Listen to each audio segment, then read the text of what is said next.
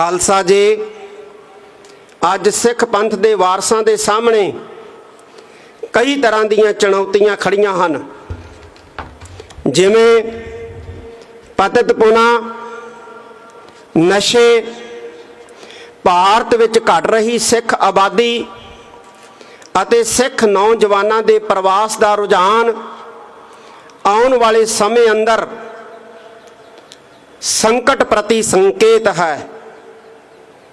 पंजाब की धरती ते कुछ अकौथी नकली पास्टरां वालों ईसाईयत की आड़ विच पखंडवाद फैला के भोले भाले सिखां दा सरीरक, आर्थिक ते मानसिक शोषण करदिआं करवाया जा रहा धर्म परिवर्तन ते इस मसले ते सरकार की खामोशी साडे लई चिंता का विषय है।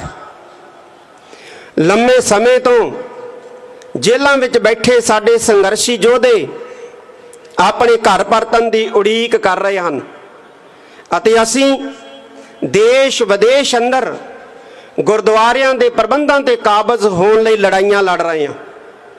ये लड़ाइयां वक्त ते धन की बर्बादी तो अलावा साडे अंदर धड़ेबंदियां ते नफरत पैदा कर रही हैं।